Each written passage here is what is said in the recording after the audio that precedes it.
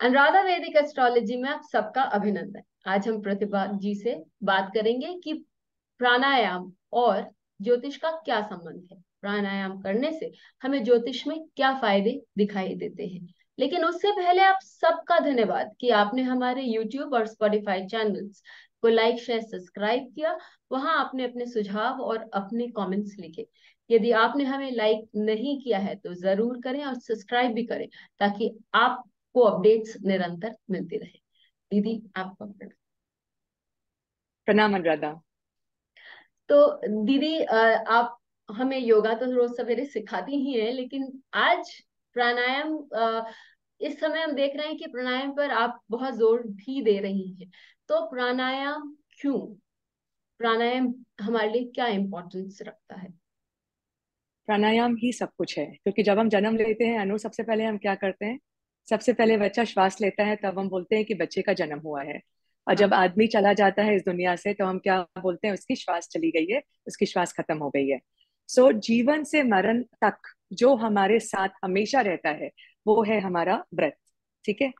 अब आप चाहे अमीर हो चाहे गरीब हो, आप चाहे घर पे बैठे हो चाहे आप बाहर हो, चाहे आप यंग हो चाहे आप ओल्ड हो, किसी भी स्थिति में, किसी भी परिस्थिति में, मैं हमेशा अपने स्टूडेंट्स को बोलती हूँ, जो एक चीज जो निरंतर आपके साथ रहता है, वो कभी आपका बेस्ट फ्रेंड, कभी आपका शत्रु नहीं बनता है, वो निरंतर आपके साथ रहता है। वो क्या है? वो ब्रेथ है। और चूंकि ये हमें इतना फ्री मिलता है और हमेशा हमारे साथ रहता है, शायद इसीलिए हम उस पर बिल्कुल भी ध्यान नहीं देते हैं। और वो क्या चाहता है, ब्रेथ एक्चुअली में क्या चाहता है? खाली कि आप थोड़ा उसको एक्नॉलेज करें, उस पर आप ध्यान दें। जो आपका श्वास निरंतर चलते जा रहा है पूरा दिन, चाहे आप उस पर ध्यान दे रहे हो नहीं दे रहे हो, जैसे ही आप उस पर ध्यान देना शुरू कर दोगे, आपका ब्रेथ और खुश हो जाएगा। और जब ब्रेथ खुश हो जाता है, तब वो आपके बॉडी के लिए, आपके माइंड के लिए, आपके ओवरऑल हेल्थ एंड वेलनेस के लिए बहुत अच्छा काम करता है। सो हमें क्या चाहिए? खाली थोड़ा सा, जैसे हम व्हाट्सएप हमेशा देखते रहते हैं, हर आधे घंटा में, एक घंटा में हम व्हाट्सएप देखते हैं, कुछ नोटिफिकेशन आता है तो व्हाट्सएप देखते हैं। उसी तरह से आप अपना एक रिमाइंडर फोन में लगा दीजिए। ज्यादा नहीं भी तो 3 घंटे में एक बार आप खाली अपने ब्रेथ को, जो अपने आप चल रहा है, उसको आप कॉन्शियस ब्रीदिंग पे चेंज कर दीजिए। फिर देखिए, आपका ब्रेथ हमेशा रेगुलेटेड रहेगा और आपका ब्रेथ आपको ज्यादा फायदेमंद देगा। तो आपने बोला कि ये हमारे शरीर के लिए, हमारे माइंड के लिए बहुत इम्पोर्टेंट है। किस तरह से हमारे शरीर और माइंड के लिए ये सांस लेना इम्पोर्टेंट है, कॉन्शियस ब्रीदिंग हमारे लिए इम्पोर्टेंट देखिए, जब आप बहुत, आपको कोई तरह से किसी ने गुस्सा दिलाया है और आपको गुस्सा आ रहा है कोई कारण से, तो आपका श्वास कैसा रहता है? बहुत ही गति, उसकी श्वास की गति बढ़ जाती है, बहुत शैलो आपका ब्रीदिंग रहता है। जब आप फ्रस्ट्रेटेड हो जाते हैं, जब इरिटेटेड हो जाते हैं, या कहीं कुछ एक डर मन में है, तब आपका ब्रेथ कैसा रहता है? एरेटिक रहता है, स्मूथ नहीं रहता है। वही दूसरा पहलू, जब आप बहुत खुश होते हैं, आप कहीं बाहर गए हैं, आपके फेवरेट जगह पे, आप हॉलीडे पे गए हैं, या फिर कोई आपका चाहने वाला या आपका फ्रेंड आपसे मिलने आया है, तब आपका ब्रेथ कैसे रहता है? बहुत ही डीप, बहुत ही रिलैक्स्ड। तो आपकी जो मनस्थिति होती है, वो आपके ब्रेथ को, क्वालिटी को चेंज करती है। तो उसी तरह से जब आप अपने ब्रेथ को रेगुलेट कर सकते हैं, जब आप कॉन्शियस ब्रीदिंग करते हैं, तो वो जो आपका ब्रेथ एरेटिक है, उसको आप वापस स्मूथ और रेगुलेट कर सकते हैं। तो आपका जो माइंड का मनस्थिति है, उसको भी आप रेगुलेट कर सकते हैं। तो whenever you are angry, frustrated, अगर आप कॉन्शियस ब्रीदिंग करेंगे, तो you will be able to, आप उस एंगर को, उस फ्रस्ट्रेशन को आप मैनेज कर सकेंगे। हाँ। तो ये क्या ये पॉसिबल है कि फिर मैंने आज सोच लिया कि अब मुझे एंगर मैनेजमेंट करना है, तो हम तो फिर उसके लिए प्राणायाम क्यों? उसके लिए हम ऐसे यदि कॉन्शियसली सोचते रहें, तो जब हमको, यदि कभी भी हम गुस्से में आए, तो हम उस गुस्से को काबू में ला सकते हैं या उसको कंट्रोल कर सकते हैं। ऐसा पॉसिबल नहीं है क्या? नहीं पॉसिबल है, क्योंकि जब आप गुस्सा होते हैं अनु, तो लास्ट थिंग आपको याद रहेगा वो आपका ब्रेथ रहेगा। अगर आप अपने ब्रेथ से on a daily basis connected नहीं रहते हैं, अगर आप प्राणायाम करने में, ब्रेथ अवेयरनेस करने में, डेली बेसिस में अगर आप इसको हैबिट नहीं बनाते हैं, तो जब आपको गुस्सा आ रहा हो, जब आप फ्रस्ट्रेटेड हो, तो ये आपको याद नहीं आएगा। आप और, और कुछ ना कुछ करते रहेंगे, बट ये आपको याद नहीं आएगा।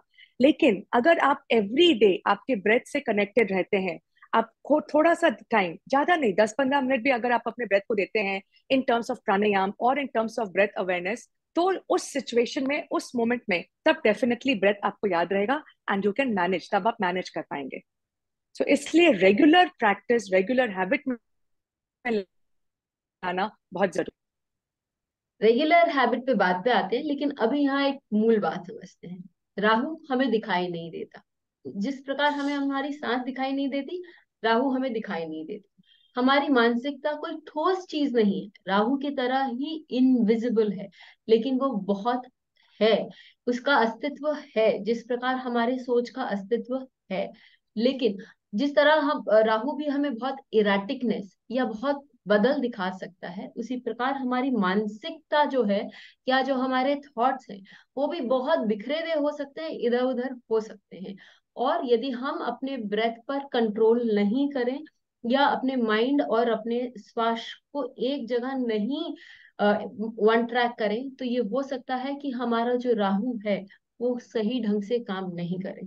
हम सबको राहु की बहुत चिंता होती है, लेकिन क्या हमने कभी सोचा कि यदि हम अपने सांस को ठीक करेंगे, तो वो अल्टीमेटली हमारे दिमाग को, हमारी मानसिकता पर काम करेगा, और हमारा राहु अपने आप ठीक होता चला जाएगा। ये एक बहुत स्ट्रांग रिमीडियल मेजर है, जिस पर शायद हमने कभी गौर नहीं किया। यदि हम करेंगे तो हमें बहुत, इससे बहुत सारी उपलब्धियां प्राप्त होंगी। अब दीदी आपने बोला कि एक रेगुलर, एक डिसिप्लिन्ड मैनर में हमको काम करना है। तो क्यों डिसिप्लिन, क्यों ऐसे, मतलब यदि मैं चाहूँ सवेरे कर सकती हूँ, कभी शाम को कर सकती हूँ, कभी नहीं भी किया, तो इससे क्या होगा?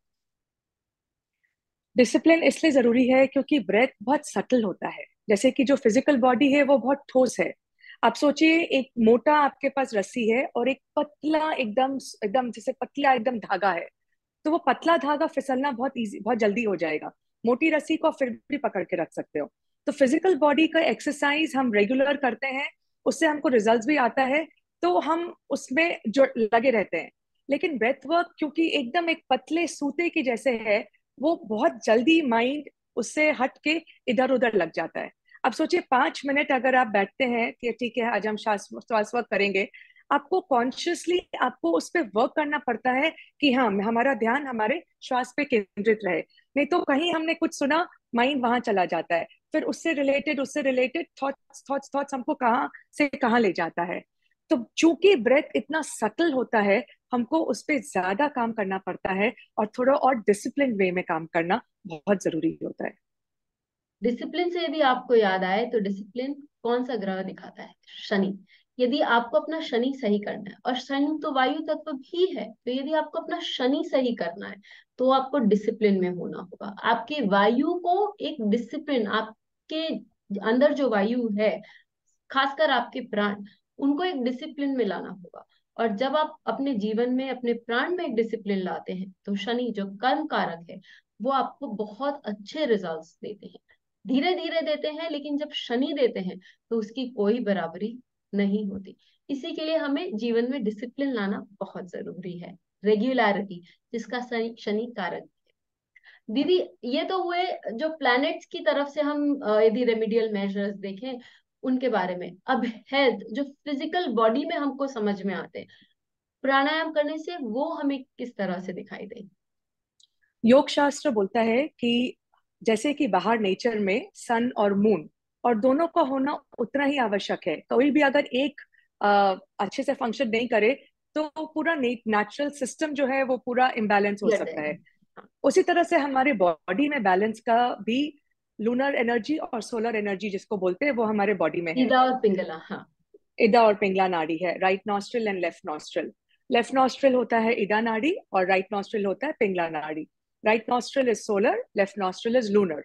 हाँ। तो हमारे बॉडी में बैलेंस लाने के लिए एक बहुत अच्छा प्राणायाम है, नाड़ी शोधना प्राणायाम, जो हम लेफ्ट नॉस्ट्रल से ब्रीद इन करके राइट नॉस्ट्रल से ब्रीद आउट, राइट नॉस्ट्रल से ब्रीद इन करके लेफ्ट नॉस्ट्रल से ब्रीद आउट, एक कंप्लीट साइकिल है। तो जब भी हम ये करते हैं, हमारे शरीर में, हमारे पूरे फंक्शनैलिटी में एक बैलेंस क्रिएट होता है। कुछ लोग होते हैं जो सोलर एनर्जी उनका बहुत होता है, तो उनको आप देखोगे कि हमेशा बहुत ज्यादा चार्ज अप रहते हैं, बहुत एक्टिव रहते हैं। अब आप बोलोगे ये तो बहुत अच्छा है, चार्ज अप है, एक्टिव है, वो बहुत कुछ लाइफ में कर सकते हैं। लेकिन अगर उनका लूनर एनर्जी बैलेंस में नहीं है, उनको सोने में बहुत मुश्किल होगा, उनको स्लो डाउन करने में बहुत मुश्किल होगा, उनको हमेशा मानसिक टेंशन रहेगा। कुछ लोग होते हैं जिनके लूनर एनर्जी बहुत ज्यादा हाई होते हैं, तो उनको कुछ भी कार्य करने के लिए मतलब काफी धक्का देना पड़ता है। अब 10 बार बोलोगे तब जाके प्रोक्रास्टिनेशन, ये इस तरह के लोग प्रोक्रास्टिनेशन बहुत ज्यादा करते हैं। उनको करना है, लेकिन सोचने में और करने में उनके कितने दिन कितना वक्त निकल जाता है। इसलिए इन दोनों का बैलेंस होने से आप लाइफ में ज्यादा सक्सेस अचीव कर सकते हैं।